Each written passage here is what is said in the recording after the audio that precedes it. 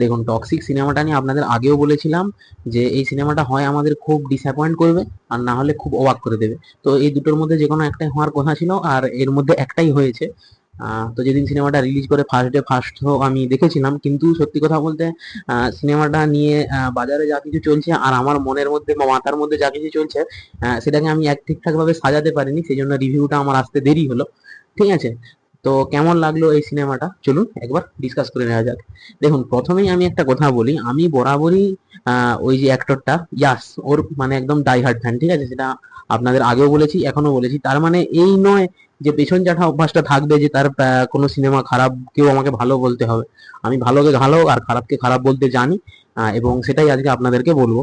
দেখুন, 4 বছর পরে একটা মানে অ্যাক্টর যখন বড় স্ক্রিনে আসে, তখন একটা সবার মধ্যেই এক্সাইটমেন্ট থাকে, যেটা আমারও ছিল। এবং সিনেমাটা নিয়ে যথেষ্ট পরিমাণে এক্সাইটমেন্ট বলুন বা উত্তেজনা যা কিছু আমার মধ্যে ছিল।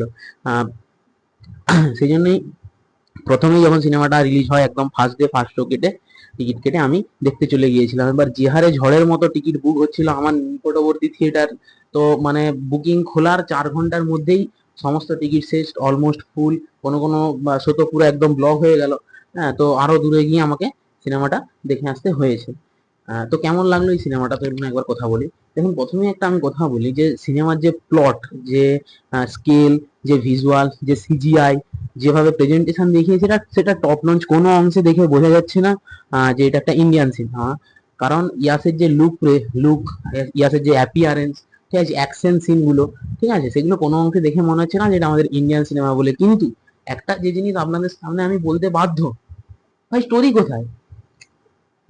Where is the story? একটা সিনেমা আপনি দেখছেন প্রথম থেকে শেষ পর্যন্ত। আমি প্রথমে যখন প্লটটা দেখলাম, একটা জায়গায় মনে হলো যে গ্যাংস্টারের কোনো সিনেমা, সেখানে সে কিভাবে রাজত্ব করবে সেটা নিয়ে কথা বলছে। তার সিস্টার আছে, বোন আছে, ঠিক আছে, সে চায় যে সে রাজত্ব করুক, এবং তার জন্যই সবকিছু সে করেছে। তার বোন যেহেতু তাকে বাঁচিয়েছে এবং তার কথা শুনে সে চলে। ঠিক আছে, এত দূর বোঝা গেল। ঠিক আছে, মাঝখানে কিভাবে শুধু এ তাকে অ্যাটাক করে দিচ্ছে, সে তাকে অ্যাটাক করে দিচ্ছে, কি হচ্ছে এটা আমি ঠিক মানে সত্যি কথা বলতে বুঝতে পারিনি। আমি অনেক বোঝার চেষ্টা করেছি, এটা বাচ্চাদের মতো ওই জায়গাটা লাগছিল একদম। আর ইন্টারভালের কিছুক্ষণ আগে যখন তার দিদি মারা গেল, এটা একটু স্পয়লার এলার্ট থাকলো। ঠিক আছে, যখন তার দিদি মারা গেল, তার জন্য ওই জায়গাটা একটু বুঝতে পেরেছি যে এখানটা একটু ইমোশন রয়েছে। ঠিক আছে, বা যখন হচ্ছে যে ওই যে একটা সিন ছিল যেখানে তারা সুতারি আর ইয়াস একদম ফেস টু ফেস গুলি চালানো হবে, ওই সিনটা একটু ইমোশনাল ভাব আছে। ঠিক আছে, যেটুকু আমি বুঝতে পেরেছি। আর তারপরে ইন্টারভালের পর থেকে ক্লাইম্যাক্সের আগে অব্দি মাথা মুন্ডু কোনো কিছু আমি খুঁজে পাচ্ছি না। ক্লাইম্যাক্সের আগে তারা কি প্রজাপতি প্রজাপতি খেলছে? হ্যাঁ, ক্লাইম্যাক্সের সময় হ্যাঁ হাঁ হাঁ করে চেল্লাচ্ছে, কোথা থেকে পায়রা উড়ে চলে আসতেছে, ধুলা উড়ে চলে আসতেছে, কি ইন্ডিয়া পাকিস্তানের যুদ্ধ হচ্ছে, আমি কিছু বুঝতে পারছি না যে কিভাবে কোথা থেকে কি মানে একটা যে অ্যাকশন সিন হবে, সেখানে তো একটা লজিক থাকবে, লজিকলেস অ্যাকশন সিন।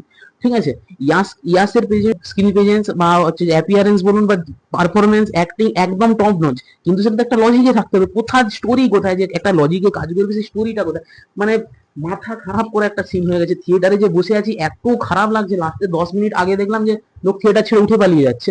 ঠিক আছে, মানে বিরক্তি বোধ হয়ে গেছে একটা। তারা যেন প্রজাপতি প্রজাপতি খেলছে, এই জিনিসটা কি? ঠিক আছে, একটা সিনেমা যতই সেখানে অ্যাকশন সিন থাকুক বা নাই থাকুক, ঠিক আছে, একটা সিনেমা ছোটখাটো সিনেমা আপনি দেখবেন, মহারাজা আমি বলছি, ঠিক আছে, হ্যাঁ, টুয়েলভ ফেল, হ্যাঁ, এইসব সিনেমা কি মানে অ্যাকশন সিনের জন্য ভালো?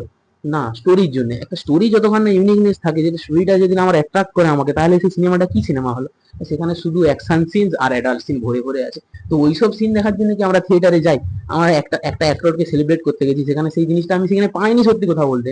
ঠিক আছে, তাকে দেখতে একটা গর্জিয়াস লুক আছে একটা, সেটা একদম দারুণ, সেটা আমি মানছি। কিন্তু তাই বলে একটা স্টোরি থাকবে না, সে যেখানে সেখানে যা ইচ্ছা করে দেবে? ঠিক আছে, প্রত্যেকটা শুনে হয় অ্যাডাল্ট সিন নাহলে অ্যাকশন, অ্যাডাল্ট সিন নাহলে অ্যাকশন। হ্যাঁ, তবে একটা জিনিস বলতে পারি, ডায়লগ ভরে ভরে আছে, যে ডায়লগ গুলা কিন্তু একদম সলিড ডায়লগ। ঠিক আছে, তো সেগুলো আপনাকে হয়তো এন্টারটেনমেন্ট করবে। আর বাকি আমি কিছু বলতে পারবো না সত্যি কথা বলতে। মানে দারুণ ডিসঅ্যাপয়েন্ট হয়েছি, মানে পাবলিক রিভিউ দেখছি যে খুবই খারাপ। স্টোরিটা হয়তো 1% থেকে 10% আমি বুঝতে পেরেছি, 100%-এর মধ্যে আমি কোনোভাবে স্টোরিটা ক্যালকুলেট করতে পারছি না এখনো পর্যন্ত, স্টিল নাও। ঠিক আছে, তো আপনাদের কেমন লাগলো অবশ্যই জানাবেন। আর সত্যি কথা বলতে যদি রেটিং এর ব্যাপারে যাই, এই সিনেমাটাকে আমি 5-এর মধ্যে জাস্ট 2.5 রেটিং দেওয়ার জন্য রাজি আছি। এর বেশি একটুও না, তাও সেটা শুধু পারফরমেন্স, বিএফএক্স, সিজিআই আর প্রেজেন্টেশনের জন্য। স্টোরি নেই সিনেমাটাতে, কোনো স্টোরি নেই এতে।